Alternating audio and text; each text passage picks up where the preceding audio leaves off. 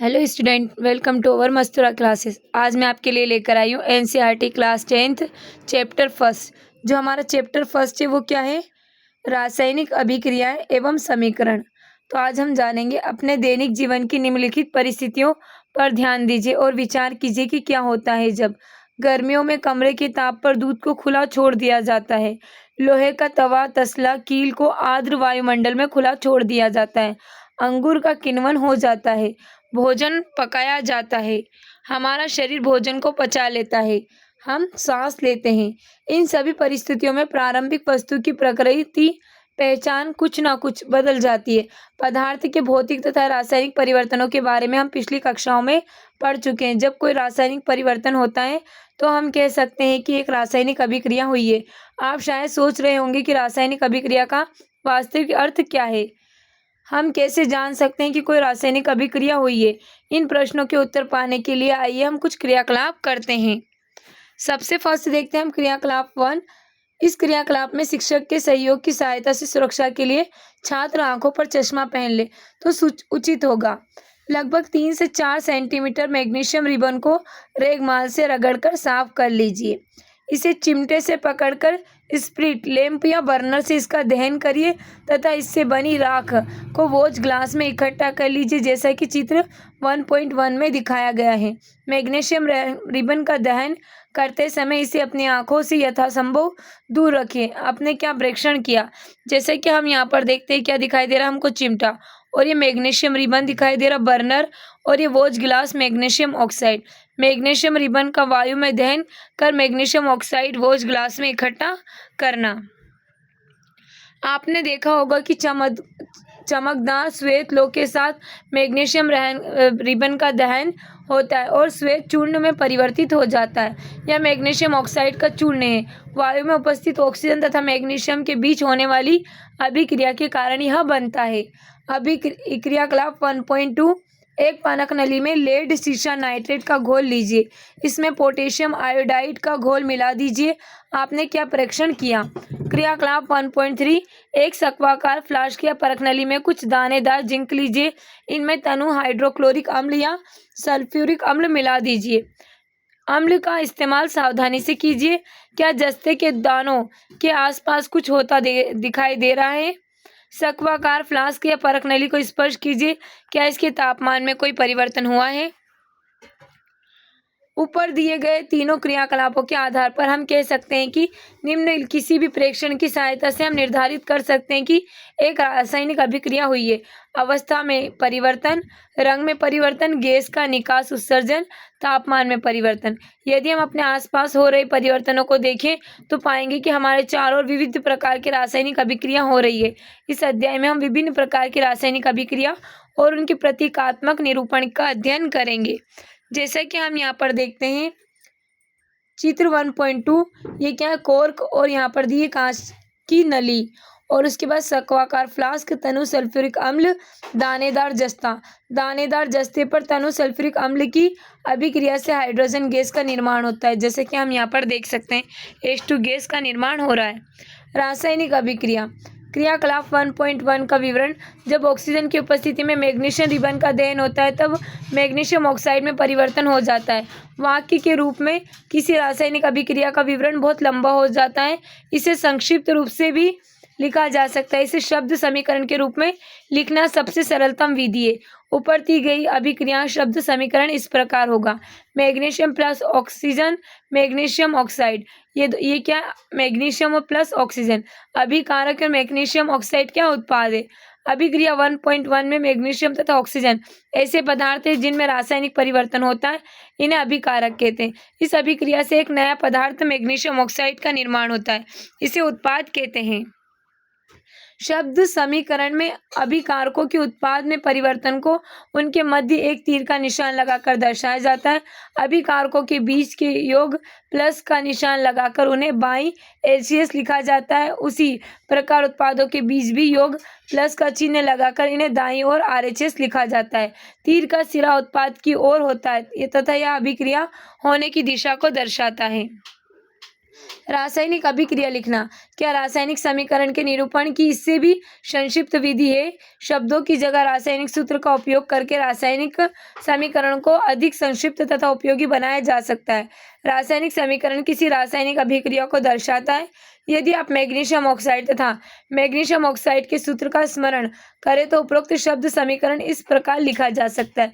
ये पहला Mg क्या, मैग्नीशियम प्लस O2 ऑक्सीजन, तो इससे मिलकर क्या बन रहा है, मैग्नीशियम ऑक्साइड। यहाँ पर ये जो तीर का निशान दिखाई दे रहा है, क्या दिखाई दे रहा है कि रासायनिक अभिक्रिया हो रही है।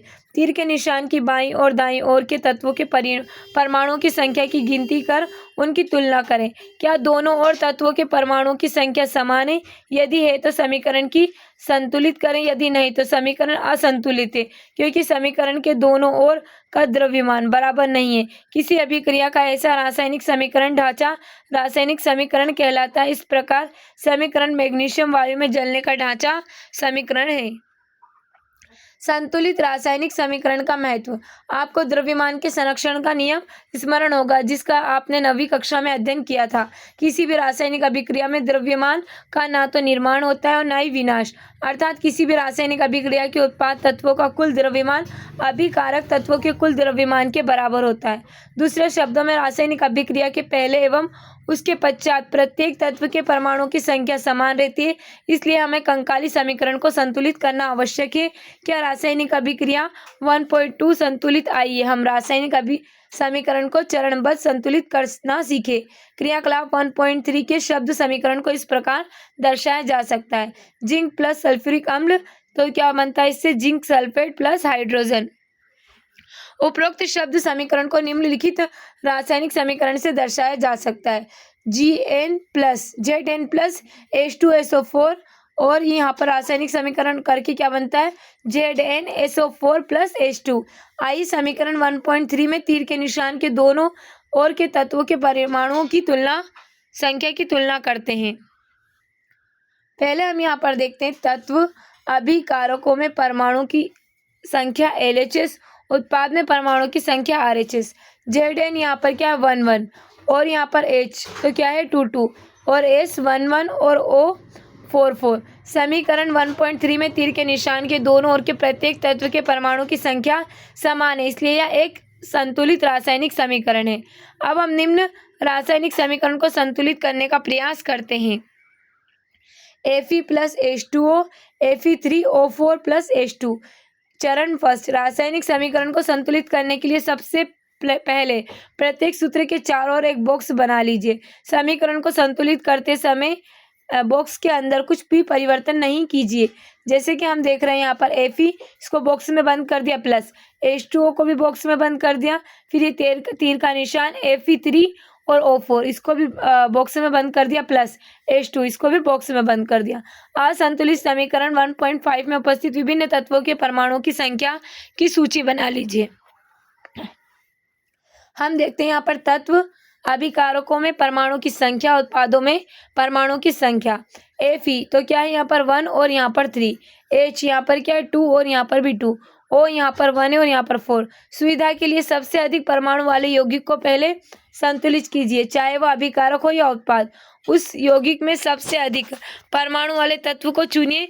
इस आधार पर हम Fe3O4 उसके ऑक्सीजन तत्व को चुनते हैं। दाईं ओर ऑक्सीजन के 4 परमाणु हैं, जबकि बाईं ओर केवल एक ऑक्सीजन परमाणु को संतुलित करने के लिए। जैसा कि हम यहाँ पर देख सकते हैं, ऑक्सीजन के परमाणु अभिकारकों में और उत्पादों में प्रारंभ में कितना था 1 H2O में, और यहाँ पर देख रहे हैं हम 4 Fe3 और O4 में। संतुलित करने के लिए हम क्या करेंगे, यहाँ पर मल्टीप्लाई कर देंगे 4 से, तो क्या हो जाएगा यहाँ पर 1 × 4 और यहाँ पर 4। याद रखना आवश्यक है कि परमाणु की संख्या को बराबर करने के लिए यह अभिक्रिया शामिल तत्वों और यौगिकों के सूत्रों को नहीं बदल सकते। जैसे कि ऑक्सीजन परमाणु को संतुलित करने के लिए हम 4 गुणांक लगाकर 4H2O लिख सकते हैं, लेकिन H2O4 या H2O4 नहीं। आंशिक रूप से संतुलित समीकरण अब इस प्रकार होगा, Fe प्लस 4H2O, यहाँ पर Fe3O4 प्लस H2। चरण Fe तथा H परमाणु अब भी संतुलित नहीं है। इनमें से किसी एक तत्व को चुनकर आगे बढ़ाते हैं। अब हम आंशिक रूप से संतुलित समीकरण में हाइड्रोजन परमाणु को संतुलित करते हैं। हाइड्रोजन परमाणु को बराबर करने के लिए दाईं ओर हाइड्रोजन अणु की संख्या को 4 कर देते हैं। जैसा कि हम यहाँ पर देख सकते हैं, हाइड्रोजन के परमाणु अभिकारकों में और उत्पादों में प्रारंभ में क्या था 8 4H2O में, और यहाँ पर क्या 2H2O में 2 में। संतुलित करने के लिए हम क्या करेंगे 8 से यहाँ पर गुणा कर देंगे, यहाँ पर 4 × 2।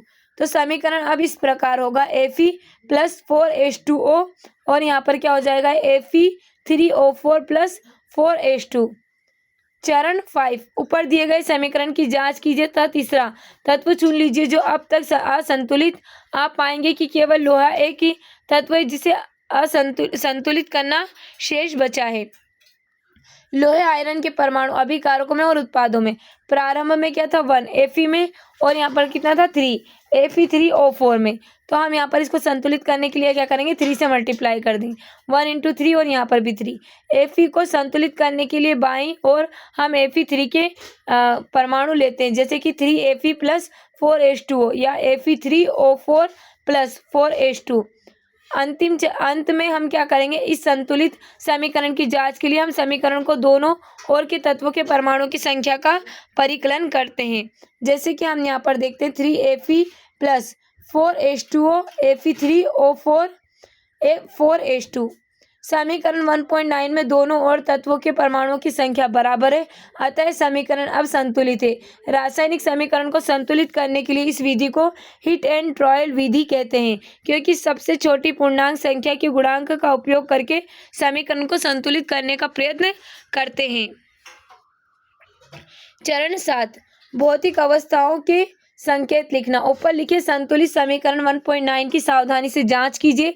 क्या इस समीकरण से हमें अभिकारकों तथा उत्पादों की भौतिक अवस्था के बारे में भी ज्ञान होता है? इस समीकरण में उनकी भौतिक अवस्थाओं को कोई जानकारी नहीं है। रासायनिक समीकरण को अधिक सूचनापूर्ण बनाने के लिए अभिकारकों तथा उत्पादों के रासायनिक सूत्र के साथ उनकी भौतिक अवस्था को भी दर्शाया जाता है।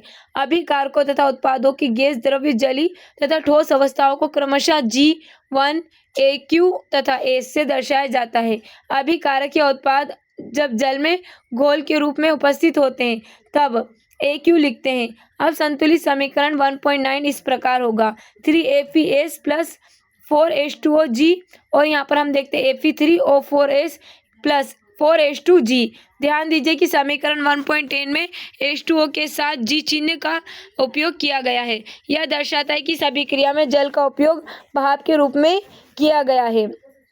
प्रिया, हम यहाँ पर रासायनिक समीकरण में भौतिक अवस्था को शामिल नहीं किया जाता है जब तक कि आवश्यकता न हो।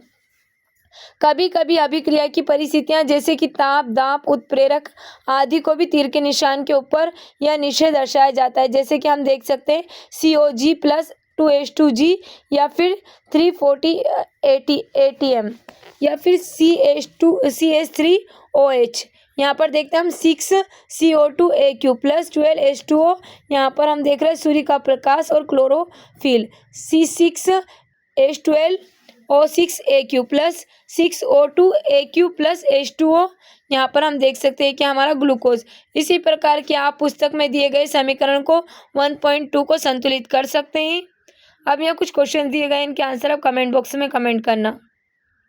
अब हम देखते हैं रासायनिक अभिक्रिया के प्रकार। कक्षा 9वीं में हम अध्ययन कर चुके हैं कि रासायनिक क्रिया के समय किसी एक तत्व का परमाणु दूसरे तत्व के परमाणु में नहीं बदलता। ना तो कोई परमाणु मिश्रण से बाहर जाता है और ना ही कोई बाहर से अंदर आता है। वास्तव में किसी रासायनिक अभिक्रिया में परमाणु के आपसी आबंध के टूटने एवं जुड़ने से नए पदार्थों का निर्माण होता है। परमाणु के बीच विभिन्न प्रकार के आबंध के बारे में आप अध्याय 3 तथा 4 में अध्ययन करेंगे। संयोजन अभिक्रिया।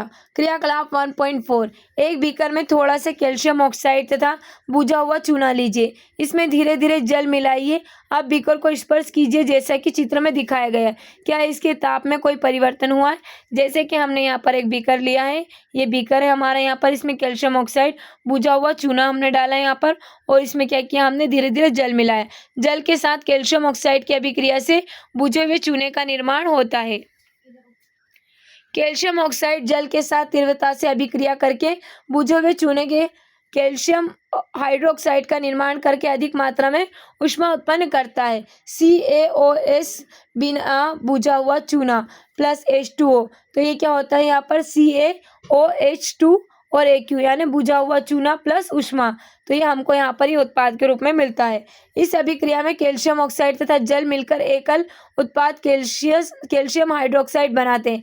ऐसी अभिक्रिया जिनमें दो या दो से अधिक अभिकारक मिलकर एकल उत्पाद का निर्माण करते हैं उसे संयोजन अभिक्रिया कहते हैं। ऊपर की अभिक्रिया में निर्मित बुझे हुए चूने के विलयन का उपयोग दीवारों की सफेद करने के लिए किया जाता है।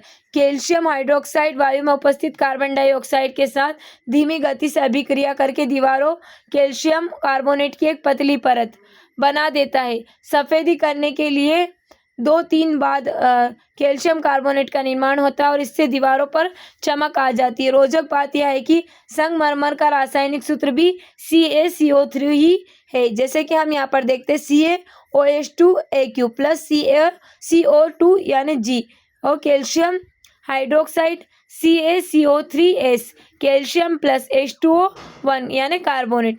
आइए संयोजन अभिक्रिया के कुछ उदाहरणों पर चर्चा करते हैं। देखते हैं हम कोयले का दहन CS प्लस O2G या CO2 और ये क्या हो रहा है G। हम यहाँ पर सेकेंड वाला देखते हैं H2G तथा O2G। जल का निर्माण 2H2G प्लस O2G तो 2H2O1। सरल शब्दों में हम कह सकते हैं कि जब दो या दो से अधिक पदार्थ या तत्व यौगिक संयोग करके एकल उत्पाद का निर्माण करते हैं ऐसी अभिक्रिया को संयोजन अभिक्रिया कहते हैं। क्रियाकलाप 1.4 में हमने देखा है कि अधिक मात्रा में ऊष्मा उत्पन्न हुई, इससे अभिक्रिया मिश्रण गर्म हो जाता है। जिन अभिक्रियाओं में उत्पाद के निर्माण के साथ साथ ऊष्मा भी उत्पन्न होती है उसे ऊष्माक्षेपी रासायनिक अभिक्रिया कहते हैं। ऊष्माक्षेपी अभिक्रियाओं के कुछ अन्य उदाहरण हैं। प्राकृतिक गैस का दहन CH4G प्लस 2O2G, तो ये क्या होता है CO2G प्लस 2H2OG प्लस ऊर्जा। क्या आप जानते हैं कि श्वसन एक ऊष्माक्षेपी अभिक्रिया है। हम सभी जानते हैं कि जीवित रहने के लिए हमें ऊर्जा की आवश्यकता होती है। यह ऊर्जा हमें भोजन से प्राप्त होती है। पाचन क्रिया के समय खाद्य पदार्थ छोटे छोटे टुकड़ों में टूट जाते हैं, जैसे चावल, आलू तथा ब्रेड में कार्बोहाइड्रेट होता है। इन कार्बोहाइड्रेट के टूटने में ग्लूकोज प्राप्त होता है। यह ग्लूकोज हमारे शरीर की कोशिकाओं में उपस्थित ऑक्सीजन के मिलकर हमें ऊर्जा प्रदान करता है। इस अभिक्रिया का विशेष नाम श्वसन, जिसका अध्ययन आप 6 में करेंगे। जो हमारा अध्याय 6 है उसमें हम इसका अध्ययन करेंगे। C6H12O6 यानी AQ प्लस 6O2AQ और ये क्या बनाता है 6CO2AQ प्लस 6H2O1 प्लस ऊर्जा ग्लूकोज। ये क्या हमारा ग्लूकोज है। हम थर्ड वाला देखते हैं शाक सब्जियां वनस्पति द्रव्य का विघटित होकर कंपोस्ट बनाने की ऊष्माक्षेपी अभिक्रिया का ही उदाहरण है। क्रियाकलाप 1.1 में दी गई अभिक्रिया के प्रकार को पहचानें जिसमें एकल उत्पाद के निर्माण के साथ ऊष्मा उत्पन्न होती है। अब हम देखते हैं वियोजन अपघटन अभिक्रिया। क्रियाकलाप 1.5 एक शुष्क क्वथन नली में 2G फेरस सल्फेट के क्रिस्टल लीजिए। फेरस सल्फेट के क्रिस्टल के रंग पर ध्यान दीजिए। क्वथन नली को बर्नर या स्प्रिट लैंप की ज्वाला पर गर्म कीजिए, जैसा कि चित्र 1.4 में दिखाया गया है। गर्म करने के पश्चात क्रिस्टल के रंग को देखिए, जैसा कि हम यहाँ पर देख सकते हैं। फेरस सल्फेट क्रिस्टल वाली परख नली को गर्म करने तथा गंध सूंघने की सही विधि, जैसे कि यहाँ पर गैस को धीमी से अपनी नाक की ओर मोड़ दीजिए। क्वथन नली फेरस सल्फेट क्रिस्टल क्वथन नली के खुले सिरे को अपने पड़ोसी अपनी ओर ना करें। यह बर्नर हमको यहाँ पर दिखाया गया है। क्या आपने ध्यान दिया कि फेरस सल्फेट क्रिस्टल के हरे रंग में परिवर्तन हुआ है। सल्फर के दहन से उत्पन्न उस अभिलाक्षण विशिष्ट गंध को भी आप सूंघ सकते हैं, जैसे कि यहाँ पर हम देखते हैं 2FeSO4S और यहाँ पर ऊष्मा Fe2O3S plus SO2G plus SO3 जी, यानी फेरस सल्फेट। तो ये क्या बनता है? Ferric oxide. आप देख सकते हैं कि इस अभिक्रिया में एकल अभिकर्मक टूटकर छोटे छोटे उत्पाद प्रदान करता है। यह एक वियोजन अभिक्रिया है। गर्म करने पर फेरस सल्फेट FeSO4 7H2O का क्रिस्टल जल का त्याग कर देता है। क्रिस्टल का रंग बदल जाता है। इसके उपरांत यहाँ ferric oxide Fe2O3 sulphur dioxide या SO2 तथा सल्फर ट्राइऑक्साइड SO3 में वियोजित हो जाता है। फेरिक ऑक्साइड ठोस है जबकि SO2 तथा SO3 गैसें हैं। ऊष्मा देने पर कैल्शियम कार्बोनेट का कैल्शियम ऑक्साइड तथा कार्बन डाइऑक्साइड में वियोजित होना एक प्रमुख वियोजन अभिक्रिया है जिसका उपयोग विभिन्न उद्योगों में होता है। कैल्शियम ऑक्साइड को चूना या बिना भुजा हुआ चूना कहते हैं। इसके अनेक उपयोगों में से एक उपयोग सीमेंट के निर्माण में होता है। ऊष्मा के द्वारा की गई वियोजन अभिक्रिया को ऊष्मीय वियोजन कहते हैं। CaCO3S ऊष्मा CaOS प्लस CO2G चूना पत्थर और यहाँ पर भुजा हुआ चूना। ऊष्मीय वियोजन अभिक्रिया का एक अन्य उदाहरण क्रियाकलाप 1.6 में दिया गया है। क्रियाकलाप 1.6 एक क्वथन नली 2G लेड नाइट्रेट का चूर्ण लीजिए। चिमटे से क्वथन नली को पकड़कर ज्वाला के ऊपर रखकर इसे गर्म कीजिए जैसा कि चित्र 1.5 में दिखाया गया है। आपने क्या देखा? यदि कोई परिवर्तन हुआ है तो उसे नोट कीजिए। हम यहाँ पर देख सकते हैं चित्र, एक परख नली पकड़ने वाला चिमटा और एक क्वथन नली लेड नाइट्रेट और यहाँ पर बर्नर। लेड नाइट्रेट का तापन तथा नाइट्रोजन ऑक्साइड का उत्सर्जन। आप देखेंगे कि भूरे रंग का धुआं उत्सर्जित होता है। यह नाइट्रोजन ऑक्साइड NO2 का धुआं है। यह अभिक्रिया इस प्रकार होती है। 2PbNO3 तापन 2PbOS plus 4NO2G plus O2G। यानी लेड नाइट्रेट क्या बनाता है? पहले लेड ऑक्साइड, नाइट्रोजन डाइऑक्साइड और ऑक्सीजन। आइए क्रियाकलाप 1.7 1.8 में दिए गए कुछ अन्य अपघटन अभिक्रिया करें। क्रियाकलाप 1.7 एक प्लास्टिक का मग लीजिए। इसकी तली में 2 छिद्र करके उनमें रबड़ का डॉट लगा दीजिए। इन छिद्रों में कार्बन इलेक्ट्रोड डाल दीजिए जैसा कि चित्र 1.6 में दिखाया गया है। इन इलेक्ट्रोडों को 6 वोल्ट की बैटरी से जोड़ दीजिए। मग में इतना जल डालिए कि इलेक्ट्रोड उसमें डूब जाए। जल में तनु सल्फ्यूरिक अम्ल की कुछ बूंदें डाल दीजिए। जल से भरी 2 अंशांकित परख नलियों को दोनों कार्बन इलेक्ट्रोडों के ऊपर उल्टा करके रख दीजिए। अब विद्युत धारा प्रवाहित करके इस उपकरण को थोड़ी देर के लिए छोड़ दीजिए। दोनों इलेक्ट्रोडों पर आप बुलबुले बनते हुए देखेंगे। ये बुलबुले अंशांकित नली से जल को विस्थापित कर देते हैं। क्या दोनों परख नलियों में एकत्रित गैस का आयतन समान है? जब दोनों परख नलियां गैस से भर जाए तब उन्हें सावधानीपूर्वक हटा लीजिए। एक जलती हुई मोमबत्ती को दोनों परख नलियों के मुंह के ऊपर लाकर इन गैसों की जांच कीजिए। सावधानी इस चरण को शिक्षक द्वारा सावधानीपूर्वक किया जाना चाहिए। दोनों स्थितियों में क्या होता है? दोनों परख नलियों में कौन सी गैस उपस्थित है? जैसा कि हम यहाँ पर देख सकते हैं, जल का विद्युत अपघटन, ऑक्सीजन, प्लास्टिक का मग, हाइड्रोजन, जल, ग्रेफाइट रोड और ये परख नली, और यहाँ पर रबड़ का डॉट, और यहाँ पर कैथोड, एनोड, स्विच, और यहाँ पर 6 वोल्ट की बैटरी। ये क्या हो रहा है? जल का विद्युत अपघटन हो रहा है। आगे हम देखते हैं क्रियाकलाप 1.8 चाइना डिश में 2 ग्राम सिल्वर क्लोराइड लीजिए। इसका रंग क्या है? इस चाइना डिश को थोड़ी देर के लिए सूर्य के प्रकाश में रख दीजिए। थोड़ी देर पश्चात सिल्वर क्लोराइड के रंग को देखिए। जैसा कि हम देख सकते हैं, यहाँ से सूर्य का प्रकाश आ रहा है। ये चाइना डिश है और इसमें सिल्वर क्लोराइड है। सूर्य के प्रकाश में सिल्वर क्लोराइड दूसरा रंग का होकर सिल्वर धातु बनाता है। आप देखेंगे कि सूर्य के प्रकाश में श्वेत रंग का सिल्वर क्लोराइड दूसरा रंग का हो जाता है। प्रकाश की उपस्थिति में सिल्वर क्लोराइड का सिल्वर तथा क्लोरीन में वियोजन के कारण ऐसा होता है। जैसे कि हम यहाँ पर देख सकते हैं, 2AgClS, सूर्य का प्रकाश 2Ags plus Cl2। Silver bromide भी इसी प्रकार अभिक्रिया करता है। 2AgBrS, सूर्य का प्रकाश 2Ags प्लस Br2G। ऊपर दी गई अभिक्रिया का उपयोग श्याम श्वेत फोटोग्राफी में किया जाता है। किस प्रकार की ऊर्जा के कारण यह वियोजन अभिक्रिया होती है? हमने देखा कि वियोजन अभिक्रिया में अभिकारकों को तोड़ने के लिए ऊष्मा, प्रकाश या विद्युत ऊर्जा की आवश्यकता होती है। जिन अभिक्रियाओं में ऊर्जा अवशोषित होती है उन्हें ऊष्माशोषी अभिक्रिया कहते हैं। निम्नलिखित क्रियाकलाप करें। एक परख नली में लगभग 2G बेरियम हाइड्रोक्साइड लीजिए, उसमें 1G अमोनियम क्लोराइड डालकर कांच की छड़ से मिलाइए। अपनी हथेली से परख नली के निचले सिरे को छुइए। आप कैसा महसूस करते हैं कि अभिक्रिया ऊष्माक्षेपी या ऊष्माशोषी है? अब हमें कुछ क्वेश्चन दिए गए, इनके आंसर आप कमेंट बॉक्स में कमेंट करना। अब हम आगे देखते हैं विस्थापन अभिक्रिया। क्रियाकलाप 1.9 लोहे की 3 की लीजिए और उन्हें रेगमाल से रगड़कर साफ कीजिए। ए तथा बी से चिन्हित हुई 2 परख नलियां लीजिए। प्रत्येक परख नली में 10 ml कॉपर सल्फेट का विलयन लीजिए। 2 किलो को धागे से बांधकर सावधानीपूर्वक परख नली बी के कॉपर सल्फेट विलयन में लगभग 20 मिनट तक डुबोकर रखिए। तुलना करने के लिए एक कील को अलग रखिए। 20 मिनट पश्चात दोनों कीलो को कॉपर सल्फेट के विलयन से बाहर निकाल लीजिए।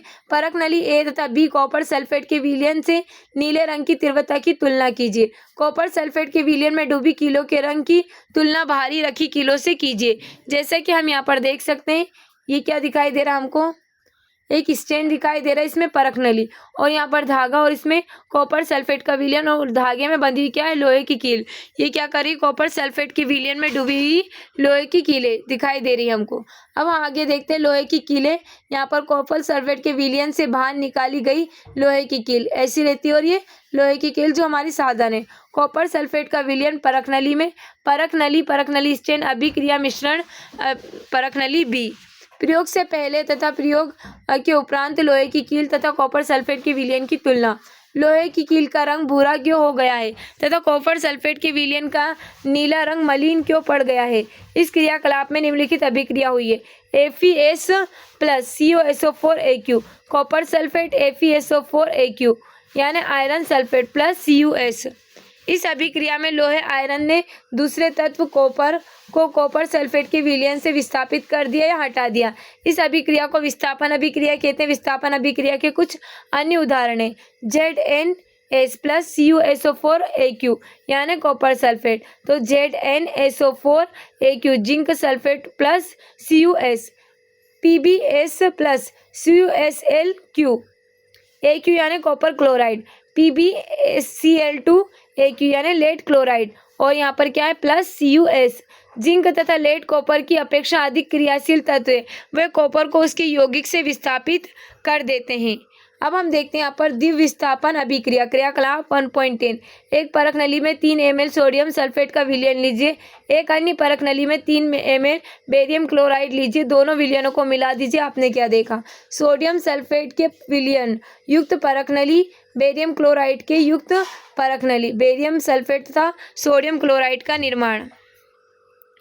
आप देखेंगे कि श्वेत रंग के एक पदार्थ का निर्माण होता है जो जल में अविलय, इस अविलय पदार्थ को अवक्षेप कहते हैं। इस अभिक्रिया में अवक्षेप का निर्माण होता है, उसे अवक्षेपण अभिक्रिया कहते हैं। Na2SO4Aq यानी sodium sulphate, BaCl2Aq barium chloride, BaSO4 barium sulphate 2NaCl sodium chloride. ऐसा क्यों होता है? Ba2 प्लस तथा CO4 2 माइनस की अभिक्रिया से BaSO4 के अवक्षेप का निर्माण होता है। एक अन्य उत्पाद सोडियम क्लोराइड का भी निर्माण होता है जो विलयन में ही रहता है। वे अभिक्रिया जिनमें अभिकारकों के बीच आयनों का आदान प्रदान होता है उन्हें द्विविस्थापन अभिक्रिया कहते हैं। क्रियाकलाप 1.2 पर ध्यान दें जिसमें आपने लेड, नाइट्रेट तथा पोटेशियम आयोडाइड के विलयनों को मिश्रित किया था। अवक्षेप किस रंग का था? क्या आप अवक्षेपित यौगिक का नाम बता सकते हैं? इस अभिक्रिया के लिए संतुलित रासायनिक समीकरण लिखिए। क्या यह द्विविस्थापन अभिक्रिया है? उपचयन एवं अपचयन। क्रियाकलाप 1.11 चाइना डिश में 1 ग्राम कॉपर चूर्ण लेकर उसे गर्म कीजिए। आप क्या देखते हैं? कॉपर चूर्ण और ये क्या है यहाँ पर कॉपर चूर्ण का युक्त चाइना डिश है। यहाँ पर जाली और तिपाई बर्नर और कॉपर सल्फेट ऑक्साइड में उपचयन। कॉपर चूर्ण की सतह पर कॉपर ऑक्साइड की काली परत चढ़ जाती है। काला पदार्थ क्यों बना? यह कॉपर ऑक्साइड कॉपर में ऑक्सीजन के योग से बना है। जैसे कि हम यहाँ पर देख सकते हैं 2Cu प्लस O2, यानी तापन करने पर क्या बन गया है 2CuO। यदि इस गर्म पदार्थ CuO के ऊपर हाइड्रोजन गैस प्रवाहित की जाए तो सतह की काली परत भूरे रंग की हो जाती है, क्योंकि इस स्थिति में विपरीत अभिक्रिया संपन्न होती है तथा कॉपर प्राप्त होता है। CuO प्लस H2, तापन Cu प्लस H2O।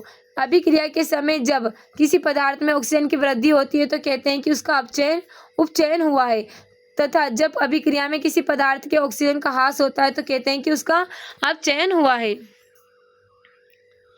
अभिक्रिया 1.29 में कॉपर ऑक्साइड के ऑक्सीजन का ह्रास हो रहा है, इसलिए यह अपचयित हुआ है। हाइड्रोजन में ऑक्सीजन की वृद्धि को हो रही है, इसलिए यह उपचयित हुआ है। अर्थात किसी अभिक्रिया में एक अभिकारक उपचयित तथा दूसरा अभिकारक अपचयित होता है। इन अभिक्रियाओं को उपचयन, अपचयन अथवा रेडॉक्स अभिक्रिया कहते हैं।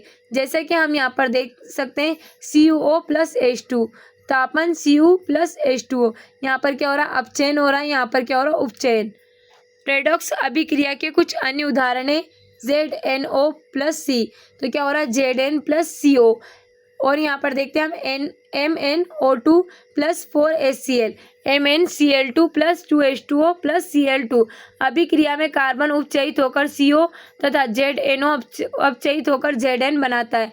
अभिक्रिया में HCl Cl2 में उपचयित तथा MnO2 MnCl2 में अपचयित हुआ है। ऊपर के उदाहरणों के आधार पर हम कह सकते हैं कि यदि किसी अभिक्रिया में पदार्थ का अपचयन तब होता है जब उसमें ऑक्सीजन की वृद्धि या हाइड्रोजन का ह्रास होता है। पदार्थ का अपचयन तब होता है तब उसमें ऑक्सीजन का ह्रास या हाइड्रोजन की वृद्धि होती है। क्रियाकलाप 1.1 पर ध्यान दीजिए, जिसमें एक चमकदार ज्वाला के साथ मैग्नीशियम रिबन का वायु ऑक्सीजन में दहन होता है तथा यह श्वेत पदार्थ मैग्नीशियम ऑक्साइड में परिवर्तित हो जाता है तथा इस अभिक्रिया में मैग्नीशियम का उपचयन होता है या अपचयन। क्या आप अपने दैनिक जीवन में उपचयन अभिक्रिया के प्रभाव को देख सकते हैं? संक्षारण, आपने अवश्य देखा होगा कि लोहे की बनी नई वस्तुएं चमकीली होती है, लेकिन कुछ समय पश्चात उन पर लालिमायुक्त भूरे रंग की परत चढ़ जाती है। प्रिया, इस प्रक्रिया को लोहे पर जंग लगना कहते हैं। कुछ अन्य धातुओं में भी ऐसा परिवर्तन होता है। क्या आपने चांदी तथा तांबे पर चढ़ने वाली परत के रंग पर ध्यान दिया है? जब कोई धातु अपने अम्ल, आसपास के अम्ल, आर्द्रता आदि के संपर्क में आती है तब ये संक्षारित होती है और इस प्रक्रिया को संक्षारण कहते हैं। चांदी के ऊपर काली परत व तांबे के ऊपर हरी परत चढ़ना संक्षारण के अन्य उदाहरण है। संक्षारण के कारण कार के ढांचे, पुल, लोहे की रेलिंग, जहाज तथा धातु विशेषकर लोहे से बनी वस्तुओं की बहुत क्षति होती है। लोहे का संक्षारण एक गंभीर समस्या है। क्षतिग्रस्त लोहे को बदलने में हर वर्ष अधिक पैसा खर्च होता है। अध्याय 3 में आपको संक्षारण के बारे में अधिक जानकारी प्राप्त होगी। विकृत गंधिता, वसायुक्त अथवा तेली खाद्य सामग्री जब लंबे समय तक रखा रहता है तब उसका स्वाद या गंध कैसी होती है? उपचयित होने पर तेल एवं वसा विकृत गंधी हो जाती है तथा उनके स्वाद या गंध बदल जाते हैं। प्रिय, तेली तथा वसायुक्त खाद्य सामग्रियों में उपचयन रोकने वाले पदार्थ प्रतिऑक्सीकारक मिलाए जाते हैं। वायुरोधी बर्तनों में खाद्य सामग्री रखने से उपचयन की गति धीमी हो जाती है। क्या आप जानते हैं कि चिप्स बनाने वाले चिप्स की थैली में से ऑक्सीजन हटाकर उसमें नाइट्रोजन जैसे कम सक्रिय गैस से युक्त कर देते हैं ताकि चिप्स का उपचयन ना हो सके? अब हमें यहाँ कुछ क्वेश्चन दिए गए, इनके आंसर आप कमेंट बॉक्स में कमेंट करना। अब हम देखते हैं आपने क्या सीखा, हमने इस चैप्टर में क्या सीखा। एक पूर्ण रासायनिक समीकरण अभिकारक उत्पाद एवं प्रतीकात्मक रूप से उनकी भौतिक अवस्था को प्रदर्शित करता है। रासायनिक समीकरण को संतुलित किया जाता है जिससे समीकरण में अभिकारक तथा उत्पाद दोनों ही और रासायनिक अभिक्रिया में भाग लेने वाले प्रत्येक परमाणु की संख्या समान हो। समीकरण का संतुलित होना आवश्यक है। संयोजन अभिक्रिया में 2 या 2 से अधिक पदार्थ मिलकर एक नया पदार्थ बनाते हैं। वियोजन अभिक्रिया संयोजन अभिक्रिया के विपरीत होती है। वियोजन अभिक्रिया में एकल पदार्थ वियोजित होकर 2 या 2 से अधिक पदार्थ देता है। जिन अभिक्रियाओं में उत्पाद के साथ ऊष्मा का भी उत्सर्जन होता है उन्हें ऊष्माक्षेपी अभिक्रिया कहते हैं। जिन अभिक्रियाओं में ऊष्मा का अवशोषण होता है उन्हें ऊष्माशोषी अभिक्रिया कहते हैं। जब कोई एक तत्व दूसरे तत्व को उसके यौगिक से विस्थापित कर देता है विस्थापन अभिक्रिया होती है। द्विविस्थापन अभिक्रिया में 2 अलग अलग परमाणु या परमाणु के के समूह आयन का आपस में आदान प्रदान होता है। अवक्षेपण अभिक्रिया से अविलेय लवण प्राप्त होता है। अभिक्रिया में पदार्थों से ऑक्सीजन हाइड्रोजन का योग अथवा ह्रास भी होता है। ऑक्सीजन का योग हाइड्रोजन का ह्रास ऑक्सीकरण या अपचयन कहलाता है। ऑक्सीजन का ह्रास या हाइड्रोजन का योग अपचयन कहलाता है। अब हमें यहाँ पर अभ्यास के लिए कुछ क्वेश्चंस दिए गए। इन क्वेश्चंस के आंसर आप कमेंट बॉक्स में कमेंट करना। उम्मीद है जो हमारा आज का चैप्टर आपको अच्छा लगा। अगर हमारा आज का चैप्टर आपको अच्छा लगा है तो इसी तरह की अपडेट के लिए हमारे चैनल को सब्सक्राइब करें और बेल आइकन को दबाना ना भूलें। Okay, thank you so much.